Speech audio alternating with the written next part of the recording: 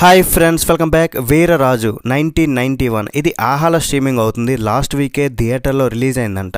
మరి ఎక్కడ రిలీజ్ అయిందో తెలియదు, కానీ చిన్న సినిమా, లో బడ్జెట్ మూవీస్ని, కొత్త టాలెంట్ని డెఫినెట్లీ ప్రోత్సహించాలి అనే ఉద్దేశంతోనే ఈ మూవీ ఎలా ఉంటుందని ఒకసారి అయితే చూసా. ఏ సినిమాను కూడా తక్కువ చేయడం నా ఉద్దేశం అయితే కాదు. ఈ సినిమాకి హీరో రౌద్ర వీర్రాజు అదోని కుర్రాడంట.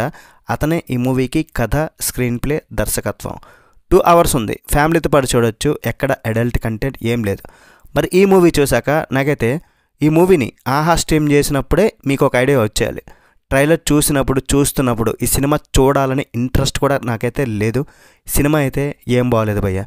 కొత్త టాలెంట్ రావాలి, చిన్న బడ్జెట్ సినిమాలే ప్రోత్సహించాలి, కరెక్టే, డైలాగ్స్ బాగుంటాయి, ఇవన్నీ కాదనట్లేదు నేను. కానీ వాళ్ళు తీసే సినిమా కూడా బాగుండాలయ్యా. బాగుంటేనే బాగుందని చెప్పగలం. ఈ మూవీని ఆహాలో కాకుండా డైరెక్ట్గా యూట్యూబ్లో స్ట్రీమ్ చేయాల్సింది. చాలామంది చూసి ఉండేవారు. మూవీ అయితే అవుట్డేటెడ్, ఎన్నో సినిమాల్లో చూసిన బిట్స్ అన్ని మిక్స్ చేసినవే ఉంటాయి ఈ మూవీలో. టేకింగ్ అయితే బాగాలేదు, స్క్రీన్ ప్లే సీరియల్లో ఉంటుంది. లో బడ్జెట్ మూవీ కాబట్టి టెక్నికల్ వాల్యూస్ కూడా అంతంత మాత్రంగానే ఉన్నాయి. యాక్టింగ్ కూడా పెద్దగా ఏం బాగాలేదు. కొంతమంది తెలిసిన వాళ్ళైతే ఉన్నారు, అజయ్ ఘోష్ గారు, గోపరాజ్ రమణ, ఇంకా కొంతమంది, వాళ్ళందరూ జస్ట్ అలా చేసుకుంటూ పోయారు. ఇదొక మాస్ యాక్షన్ మూవీ. సినిమా కూడా చాలా సీరియస్గా ఉంటుంది. సింపుల్ భయ్య, విలన్ ఉంటాడు అజయ్ ఘోష్ గారు, అతనికి ఒక కొడుకు ఉంటాడు. వాడేమో ఊరి మీద ఉన్న అమ్మాయిని కెలుకుతుంటాడు.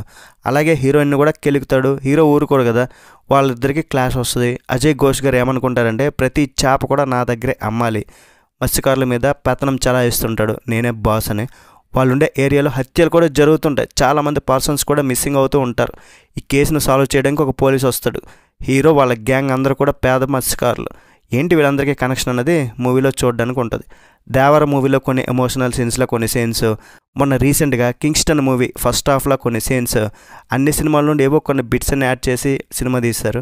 టెక్నికల్గా మూవీ అయితే క్వాలిటీ ఏం బాగోలేదు. బ్యాక్గ్రౌండ్ స్కోర్ అక్కడక్కడ బాగుందనిపించింది అంతే. ఓవరాల్గా ఈ సినిమా నాకైతే నచ్చలేదు. చూడాల వద్దా మీరే డిసైడ్ చేసుకోండి. రేటింగ్ ఓవరాల్గా ఎంతంటే 2/5. That's it guys. వీలైతే ఒక like, share, subscribe. Next video మళ్ళీ కలుద్దాం. బై బాయ్ అండ్ జై హింద్.